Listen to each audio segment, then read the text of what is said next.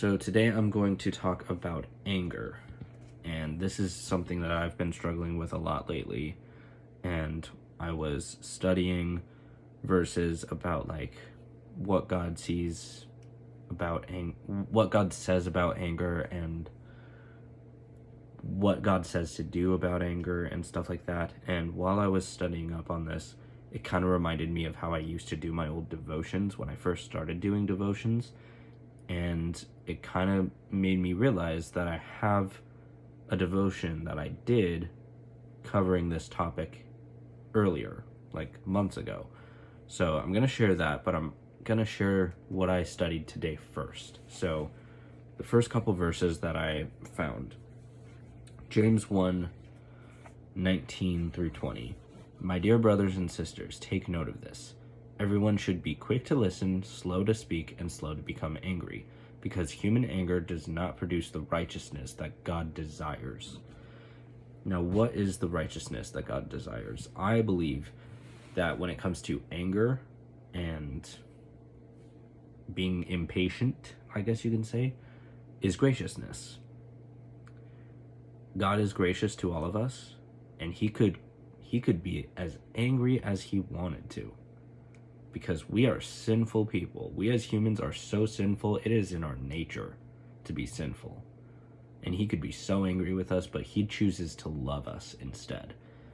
And I believe this verse is saying that we need to be gracious to everyone, even if it is hard. It is super hard, but it is not impossible. And if we are quick to listen, slow to speak, and slow to anger, it'll be just that much more easy to do so. The next one was Proverbs 15:18, which is a hot-tempered person stirs up a conflict, but the one who is patient calms a quarrel. Have you ever been so deep into anger that you kind of don't want to be happy? You kind of don't feel like getting out of this anger, and then you start stirring up more conflicts with people. You get into more fights and arguments, and you just keep doing it. It's not helpful. It's not healthy. And I feel like a lot of times, if you allow yourself to keep in that anger, it'll just resolve. It'll just, what's the word I'm looking for? It'll turn into more fights. You'll be more angry, and you'll be more confrontational. And in the words of Pastor Gabe Moreno, conflict is inevitable, but drama is a choice. And if we choose to be angry, that'll turn into more drama and more conflict. So we have to really be careful about that. And once we learn to take on more patience than anger, we'll be able to be better at staying away from conflicts, or when we get into conflicts, taking the drama out of it. So yeah, and those were just the two that I found the most interesting today. But then that's when I found my devotional journal. Sorry, the fan is blowing dust into my mouth and I'm about to cough.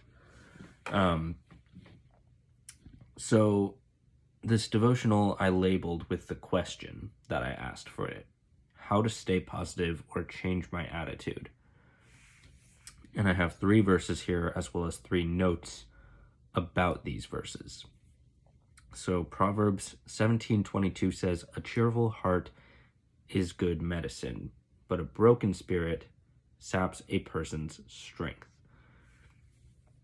And the note that I wrote next to this was, a good attitude and a happy heart can spread to others and bring joy, but acting in bad spirit weakens you and those around you.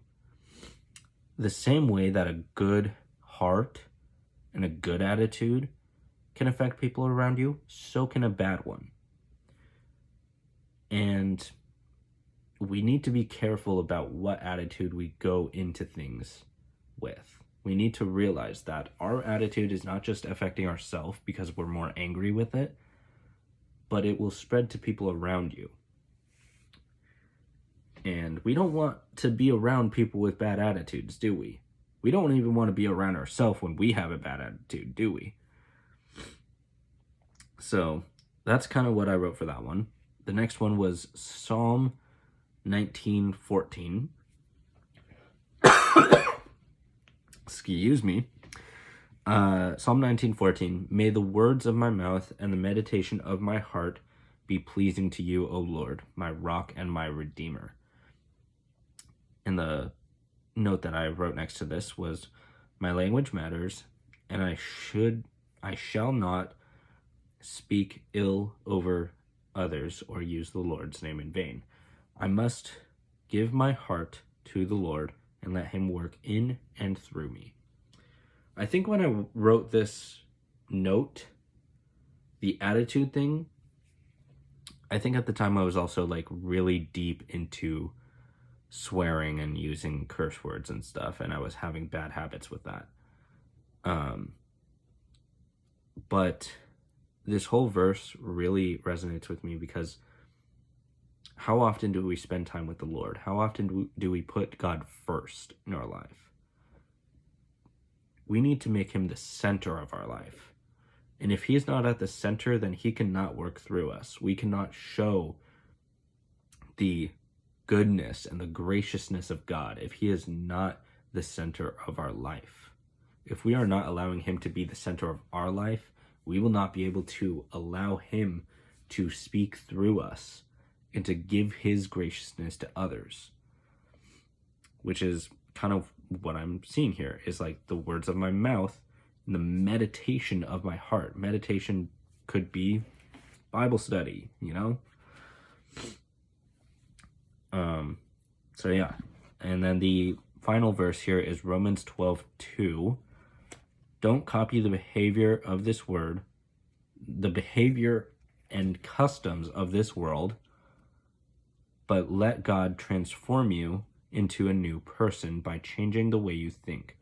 Then you will be able to learn and know God's will for you, which is good and pleasing and perfect. And the note I wrote here was, you will not conform, or I will not conform. I'm dyslexic, sorry.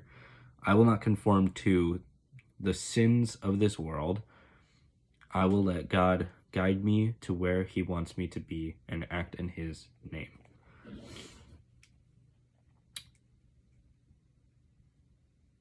Basically, we need to realize that worldly things like anger and selfishness and greed and lust and all this is not God's way.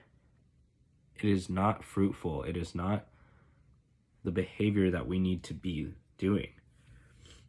I don't think it was this verse, but there's a verse in the Bible that basically says that we need to renew our mind and let God transform us.